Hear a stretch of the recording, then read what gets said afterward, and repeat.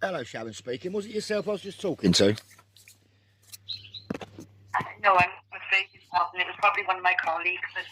But now? Yeah. Well, I'm just trying to get a little bit of sort of. I need to get some things sorted out. So I'm getting persecuted basically, and I've got a completely an uttered warrant after me for a bench warrant for a malicious claim where they haven't even followed your own rules. So I'm trying to get assistance here because the court's ignoring me. I can't get a line of communication with the court. I've emailed every man and their dog, and I'm not getting any responses off people. They're just ignoring me. And I've already spent 70 days unlawfully locked up the other year for all this kind of rubbish. And this is parallel to the case.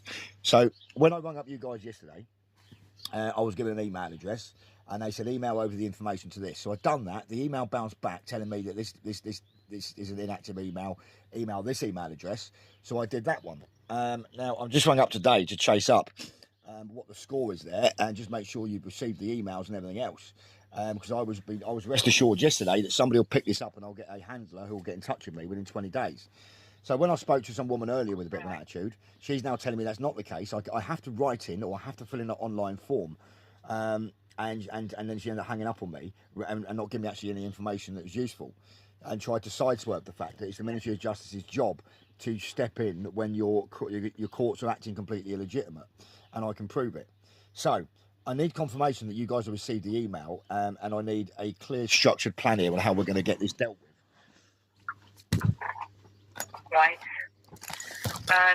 Right. So you've spoken to the court, have you? I've spoken to him extensively since this goes all the way back. So going all the way back to when I got invited in for a volunteer. In fact, let's go back even further. I was representing someone in court, and we submitted the last and power of attorney paperwork, and we stated our case that we're going to go up to Crown and do X, Y, and Z. Should have been a 5-minute hearing.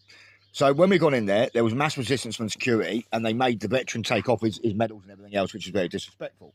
We get into the court, the PJ and the clerk had not bothered to read the paperwork, so I made them read it and get cited a bit there and then. In the politest possible terms, their arses fell out. And they started panicking and just vomiting all this nonsense on me about can't represent for this reason, can't represent for that reason. Nothing in law, just subjected nonsense from their secret bar society, which I'm not obviously signed up to. So at that point, they knew I was taking control of the court, so they kicked me out because they knew where I was going with it, and they knew that the charge would have got kicked out, which the charge was thrown out due to my paperwork in the background. It's an erroneous charge there as well. They kicked me out of the court. The security guard comes steaming towards me. I can supply the recording of this. He went to lay his hands on me, so I told him if he lays his hand on me, I'm going to defend myself. And that was that. He started screaming blue murder. Fast forward to the next hearing. I couldn't be present because my dad was in hospital, but there was 5 police waiting for me. So I called up 101. They assured me the police don't want to talk to me. Now, fast forward a couple more weeks, and I get an email from some PC Adam Williams from Cheshire Constabulary. Or policy enforcers, invited me in for a voluntary interview. So I've declined that, expressed in private trust, and spelt out the criteria they must meet in you guys' rules and in trust law to breach my peace. So he ignored that and sent a second email. So I sent an official trust document. He ignored that. Fast forward a few more weeks, there wasn't a warrant out for me. There was a black marker on the vehicle. So Manchester police pulled me, stole my car. Chester wouldn't let them process me, so I got dragged all the way back down to Chester from Manchester to get processed. They released me, decided to charge me. I declined bail conditions because I don't consent to any of this on the legal fiction, and that was that. Then Chester Court ignored all my paperwork. They pushed out to Wrexham Court. Wrexham Court, I submitted about 10 days previous to the case. I sent my memorandum of trust, all my email communications with the copper, including the fact that the under the Private Security Act, in your legislation, that the security guard was unidentified and actually was a criminal in you guys' rules, and they ignored all of that. And then they basically put a warrant out for me because I was explaining there's no case to state. I spelt out exactly what you've got to do here to come and breach my peace, and they just completely ignored me and put a warrant out for me. And then I basically had that warrant after me ever since. Due to recent events, someone grasped up my location, and I had the police bang on the door, so I had to get on the move again. They were served notice, and so were the court. They were served a letter of production of the warrant based on Criminal Procedural 13.52 and Magistrates Courts Act 125 Delta. They've ignored that. We also submitted a state the case under Section 111. Right, can I I just stop you there? Sorry, I am not legally trained. Yeah, no one ever is in these corporations that you lot work at. It doesn't make any sense. So moving forwards. I know, I am. Where would you like me to, what number, because all I can do is assist you with a number or direct you to, to a department. So what is it you're querying? Well, it's not a query. I need intervention. Your lower courts are fraudulent. I know they're fraudulent. You know they're fraudulent. They're fleecing the cestui, and this is all about the full capital name person. What these courts done by denying a DSAR based on my judiciary department of the House of Kitson, they recognise my house. Yet they're still coming after me as if I was a UK citizen. They're in breach of international law. They're in breach of the UK legislation. They're in breach of everything. They've gone completely erroneous, doing what they want. There's nothing I can do on this line with regards to what you're saying. You would have to seek legal advice. No, stop there. Don't you dare. Don't you discriminate against me telling me I need to seek legal advice. I am not going to hire a solicitor in the UK who's part of the Bar Society and part of the problem. I'm not going to go and do that.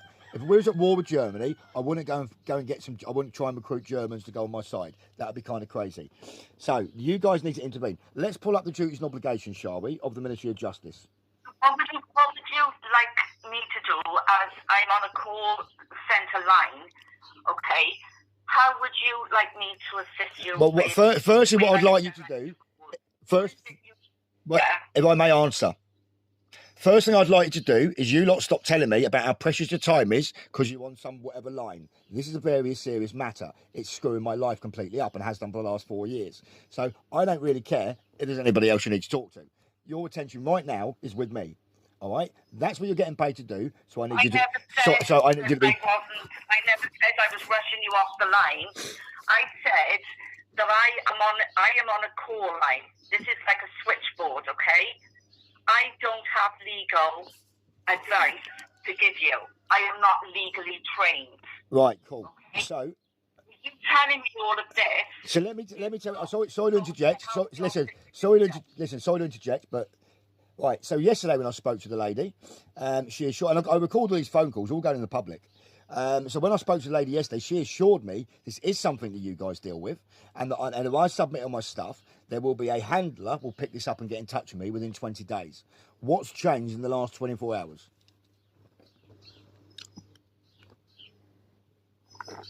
Sorry? What do you mean, sorry? So what's changed in the last 24 hours?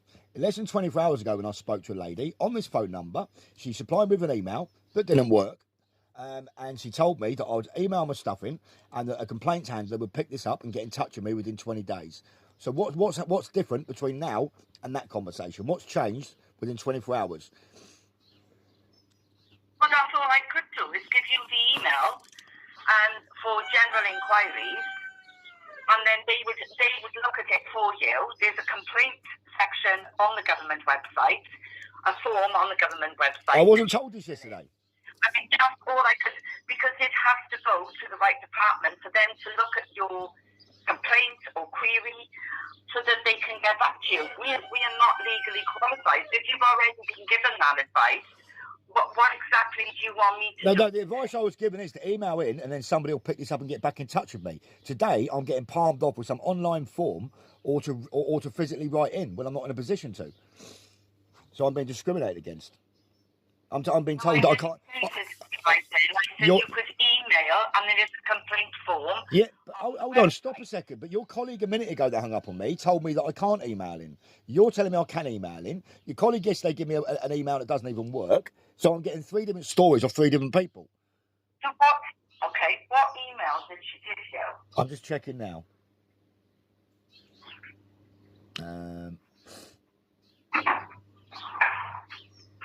Give me 2 seconds.